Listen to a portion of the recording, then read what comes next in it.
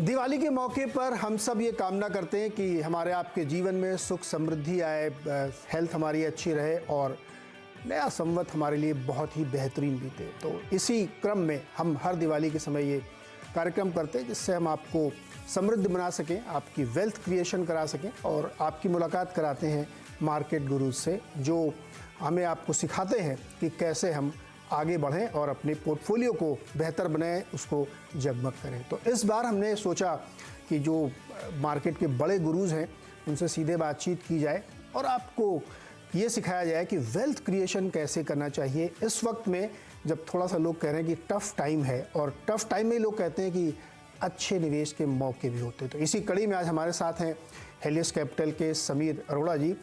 Sameer sir, बहुत बहुत स्वागत है और दिवाली की बहुत बहुत शुभकामनाएं आपको। और हमेशा हम लोग याद करते रहते हैं, समीर सर आते हैं तो बिल्कुल दिवाली हो जाती है हम लोगों की, नॉन दिवाली टाइम में भी दिवाली हो जाती है। नहीं, थैंक यू जी, आपको भी और सब व्यूअर्स को हैप्पी दिवाली। तो सर, जैसा कि हम लोगों का ये वायदा है कि दिवाली के मौके पर लोगों को जो है हम लोग नॉलेज का गिफ्ट देते हैं और वो नॉलेज ऐसा होता है जो उनकी समृद्धि में सहायक होता है और बाज़ार के संदर्भ में हम लोग इस चीज़ को बहुत देखते हैं।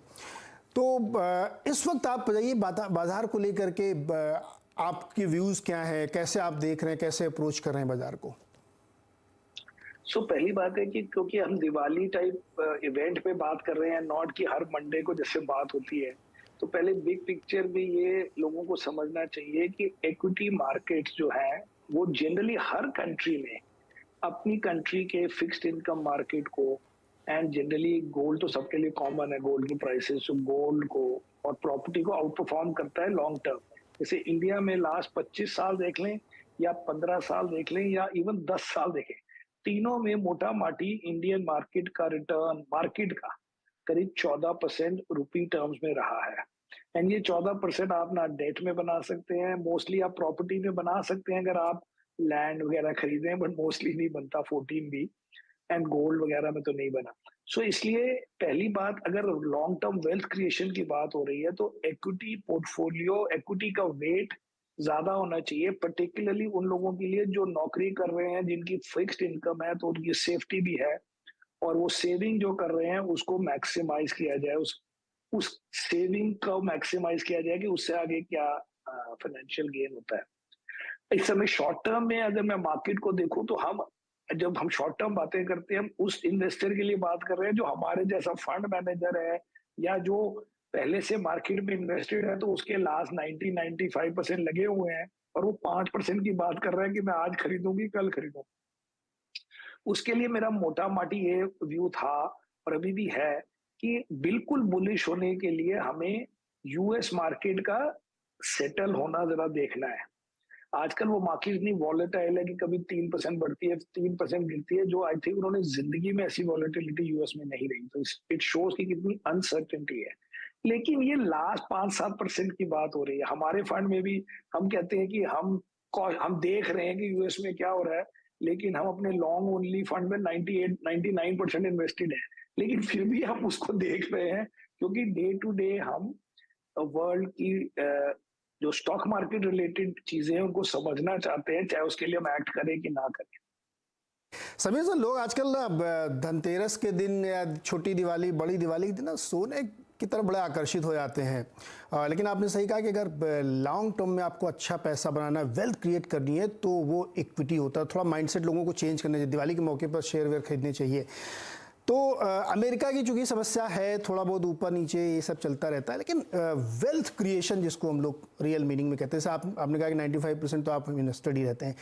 वेल्थ क्रिएशन का एक मूल मंत्र क्या है जिसको कभी नहीं भूलना चाहिए? अमेरिका ऊपर हो, नीचे हो, भारत में कुछ हो, सरकार किसी की हो, कुछ भी हो, वो मूल मंत्र एक क्या है? वो मूल मंत्र ये है कि इक्विटी मार्केट में, एक स्टॉक की बात नहीं कर रहा हूँ, कि जो मार्केट है उसको आसानी से नहीं छोड़ना चाहिए। अगर आपकी मार्केट में डाउन हो गया तो आपको एवरेज करने की हिम्मत होनी चाहिए, बिकॉज इसके लिए तो बहुत डेटा है वर्ल्ड का, इंडिया का। आप बिल्कुल गलत टाइम पे इन्वेस्ट करें। सपोज आपने इंडिया में इन्वेस्ट किया पहली बार सारे पैसे December 31, 2007 को, अब उसके बाद 50-60% की फॉल आई, लेकिन उसमें भी अगर आप डटे रहते तो आपको 13-14 तक ओरिजिनल पैसे सारे मिल जाते हैं। और उसके बाद आउट परफॉर्मेंस होती। तो उस दिन से आज तक मोटा माटी आपने सबसे गलत टाइम में पैसे डाले, सबसे पीक में डाले और अगले दिन से करेक्शन शुरू हो गई और आपने 100% पैसे डाल दिए। लेकिन एक्चुअली ऐसे नहीं होता है। ऐसे क्या होता है कि अगर आपने दिसंबर 31 2007 को डाले, अब आपकी नौकरी चल रही है, आपकी इनकम अलग से कहीं से आ रही है, तो आपने 8 में भी उसमें बॉटम में या 30% डाउन में लिया, फिर 9 में लिया, फिर 11 में लिया। वो करो तो, क्योंकि मार्केट घूम फिर के तो हाईएस्ट पे नियरली पहुंच गई थी थोड़े दिन पहले, सो वो सारे कवर हो गए। तो इसलिए एवरेजिंग करने की एक तो हिम्मत होनी चाहिए और एक अंडरस्टैंडिंग होनी चाहिए कि मार्केट तो रिकवर होती है, स्टॉक्स कई बार नहीं रिकवर होते हैं। तो इसलिए हम स्टॉक की बात नहीं कर रहे हैं, मार्केट की बात कर रहे हैं कि मार्केट में आपको अगर एक ग्रुप ऑफ स्टॉक्स में से एक दो स्टॉक ठीक नहीं है, ये नहीं उसी स्टॉक को लेना है क्योंकि जी सारे स्टॉक रिकवर हो जाते हैं। लेकिन मार्केट का ये है कि वो हर वक्त नई चीजें करके इंडेक्स जो है जनरली, एज आई सेड, अगर आप लास्ट 25 सालों में, जो मैं आपको बता रहा था 14% पर एनम, क्योंकि मैं 26 साल से मार्केट में हूँ, एंड हमारी मार्केट का return, global markets, US market, even Warren Buffett को अगर डॉलर में कन्वर्ट करें हमारे अपने रिटर्न्स को, उन सबसे आगे है। और इस टाइम में हमने क्या क्या नहीं देखा, ग्लोबल फाइनेंशियल क्राइसिस हुई, रशियन क्राइसिस, एशियन क्राइसिस, सितंबर 11 हुआ, फिर हमारे यहाँ 26/11 हुआ, फिर अटैक ऑन पार्लियामेंट, फिर कारगिल, फिर आप लोग डीमॉन, फिर आप लोग कोविड, फिर आप लोग लॉकडाउन, वो सब घूमने फिरने के बाद 14% पर एनम तो मार्केट ने रिटर्न दिया। पर हमारे जैसे अच्छे फंड थोड़े बेटर दिए हैं, but the point is market भी अच्छे रिटर्न देती है। और इसको समझने से 50-60% of the job is done in creating wealth. Wealth creation में ये नहीं कि आपने अपनी कंपनी शुरू कर दी है, आप अपना काम कर रहे हैं।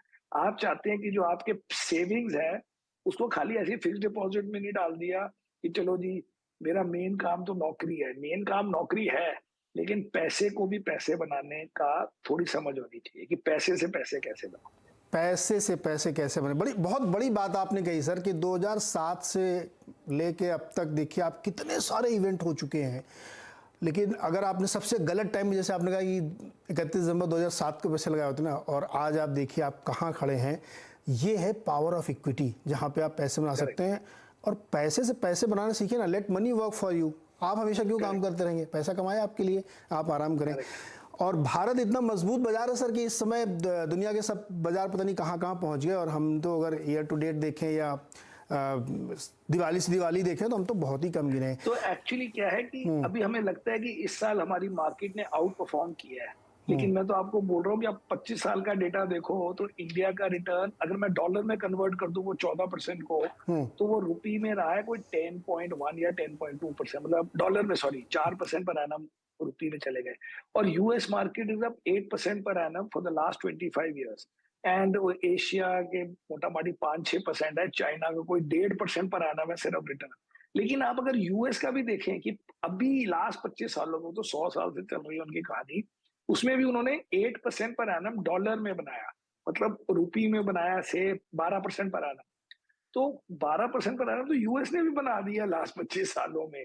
और 12% इंडिया में कोई डेट में नहीं बनेंगे का, मोस्टली तो डेट इक्विटी का इशू होता है ना, प्रॉपर्टी का इतना नहीं होता, क्योंकि प्रॉपर्टी तो लोग अपने घर लेते हैं या जिनको लैंड वैंड लेने की एबिलिटी है वो अलग, उनके रिटर्न अच्छे होते हैं वैसे।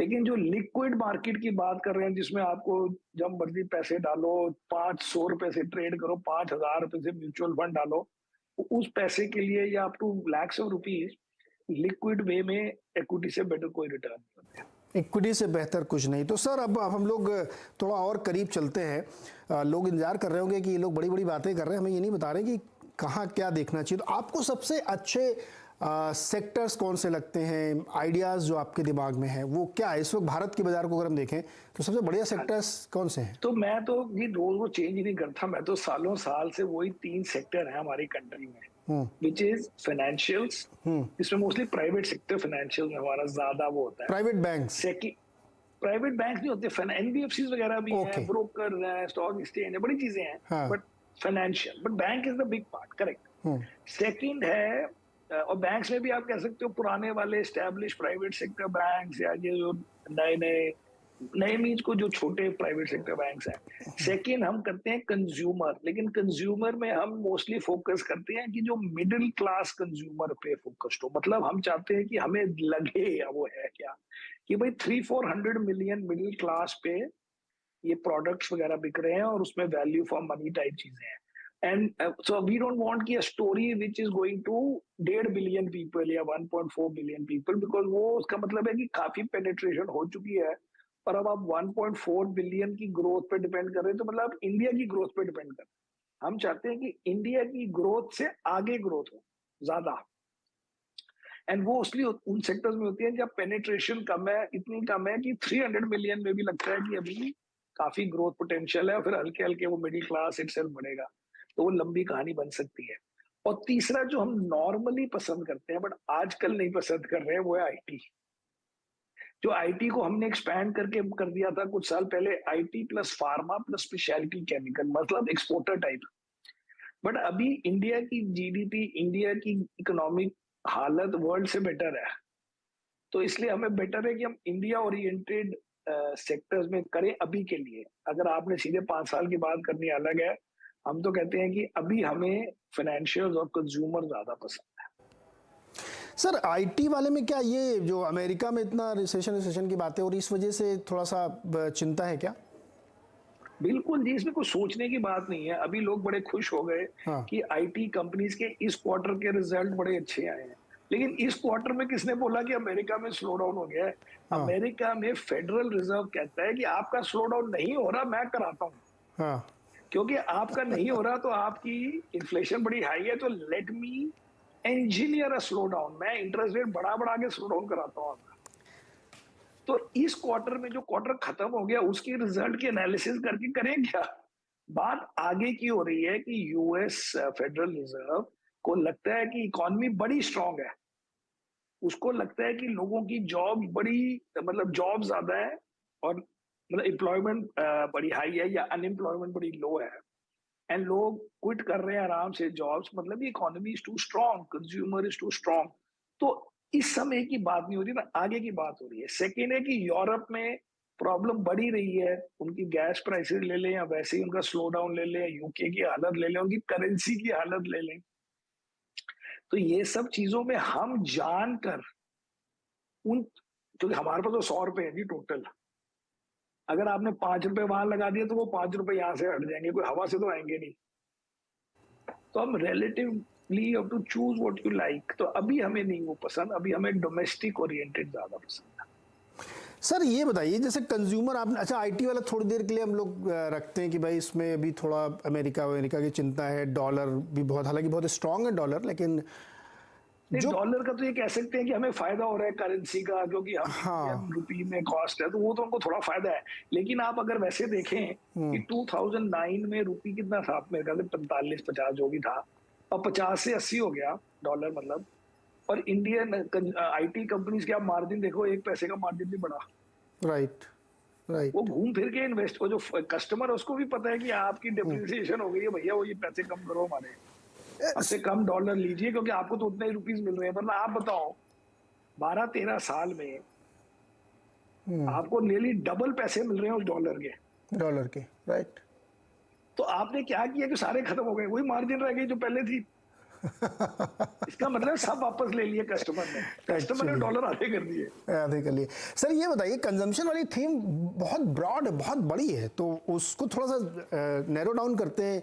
तो खाने पीने वाली चीज़ें, लाइफस्टाइल की चीज़ें, कार मोटरसाइकिल वगैरह टाइप, किस टाइप में हम थोड़ा सा तो और हम चाहते ज़रूर हैं, करें? हाँ। हम चाहते हैं लो टिकट कंज्यूमर की। हम चाहते हैं कि आप अगर मॉल में जाके खाना खा रहे हैं क्यूएसआर रेस्टोरेंट में, हाँ। या आपने कोई ब्रांडेड जूते ले लिए, हाँ। या आपने जैसे आपने कुर्ता पहना हुआ है, हमारी आपने वेदांत फैशन से जाके मान्यवर से कुर्ते ले लिए, या आपने जूते ले लिए कैंपस के, या आपने कोई छोटी मोटी शॉपिंग करी ब्रांड, या आप होटल में चले गए लेमन ट्री में, हमें उस टाइप की चीजें पसंद है, क्योंकि ये चीज लंबी चल सकती है, ये सालों साल कहानी चल सकती है। हमें वो जो ऑटो है वो बड़ा सिक्लिकल बात है, उसमें क्या होता है कि अभी इंटरेस्ट रेट हाई हो गए तो अब पता नहीं ऑटो का क्या होगा। सेकंड है कि वो पहले तो पेंट अप डिमांड थी, क्योंकि सप्लाई में, मतलब ये चिप्स की शॉर्टेज थी, इसलिए वो 6 महीने से किसी को गाड़ी नहीं मिली। वो सब चीजों का समझ नहीं आती है कि वो परमानेंट डिमांड क्रिएट हुई है या पेंट अप डिमांड थी, क्योंकि वो है। आपने 2 साल 1 साल प्रॉपर सप्लाई नहीं करी। अगर आप यूएस के स्टॉक्स देखिए, क्योंकि मैं तो आधी चीजें यूएस मार्केट देख के समझ जाता हूँ। हाँ। आप यूएस के ऑटो स्टॉक्स देखिए, उनकी हालत देखिए, 40% से कम डाउन कोई नहीं मिलेगा। उनके भी पहले बड़े चले, क्योंकि हम्म। उनके यहाँ वो वही चीज थी कि जी डिमांड बढ़ी है गाड़ी की। सेकंड हैंड कार की आप प्राइसेस देखते हैं यूएस में, that was given as one reason कि इन्फ्लेशन इतनी हाई क्यों है, क्योंकि उनके इंडेक्स में सेकंड हैंड कार्स का भी वेट था। राइट। सब खत्म हो गया 6 महीने में, पेंटअप डिमांड खत्म हो गई। ब्रेक मुझे लगा। पेंटअप वाली चीजें नहीं चाहिए। बिल्कुल सही कह रहे हैं सर मुझे आप। समझ ही नहीं आती किस दिन वो रुक जाता है, समझ नहीं आती। हाँ, किस दिन रुकेगा। और अब आईटी की जैसे आपने बात की थी, एग्जैक्टली सेम चीज़ है वहाँ पे। आप मेटा का, इंटेल के शेयर देखिए 50-50% नीचे हैं, और अपने यहाँ वाले स्टॉक में भी। हाँ, तो इतना हमें क्यों करने की जरूरत है? हम कहते हैं राइट। हमारी सस्ती सस्ती चीजें जो कस्टमर कभी तो कहेगा कि मैं कोविड के बाद बाहर आया हूँ, फिर कहेगा कि अब दिवाली है, फिर कहेगा न्यू ईयर है, ये सब चीजें चलती रहती हैं और ये सालों साल चलती हैं। तो सालों ये दस साल दस साल भी चल सकते हैं चलती स्टॉक्स, हैं। पता नहीं लगेगा आपको कि आप 10 साल 5 साल तक रख लो। सर 40 लाख शादियां होती हैं भारत में हर साल, और उसमें हाँ लोग एग्जैक्टली exactly, और अभी हम कुर्ते बहुत कहेंगे पहनते कि, हैं। और हम कहेंगे कि वो कब पहले अनऑर्गेनाइज से लेता था, अब उनको ब्रांडेड लेने की आदत हो गई है। और करेक्ट। बच्चों को पहले कुछ भी जूते पहना दो, अब वो ऐड देख के ऑर्गेनाइज करते हैं। अगर आप ऑनलाइन खरीदते हैं तो वैसे ही ऑर्गेनाइज चीजों से खरीदते हैं, क्योंकि हम्म। अनऑर्गेनाइज वाले जो लाखों में चीजें ये बना रहे हैं, हम्म। वो मोस्टली ऑनलाइन सारे नहीं जा सकते। यस। तो यस। इसलिए वो अनऑर्गेनाइज हो। अगर आपको ब्रांड, आजकल हर चीज में ब्रांड चाहिए, तो फिर वो भी अनऑर्गेनाइज का वीक हो जाता है। तो ये सब चीजें करके ये स्टोरियां लंबी होती हैं। कभी अगर चल जाए तो आप 10 स्टॉक्स हम लेते हैं तो उसमें हमारे 5-6 लंबे चल जाते हैं, 3-4 प्लस माइनस 1-2 साल में हम कहते हैं गलत हो गया, आगे चलो। हाँ, नहीं तो ये बढ़िया है ना, प्रोबेबिलिटी अगर 60-70% बढ़िया स्टॉक चल गया, मल्टी बैगर हो गए, तो कोई दिक्कत ही नहीं है। समीर सर से थोड़ा और डिटेल में हम लोग जाएंगे, थोड़ा बैंकिंग फाइनेंशियल में और समझने की कोशिश करेंगे कि वहाँ थोड़ा और जीरो इन करें, क्या क्या हो सकता है। एक छोटा सा ब्रेक लेते हैं, कुछ सेकंड्स का, तुरंत वापस आते हैं।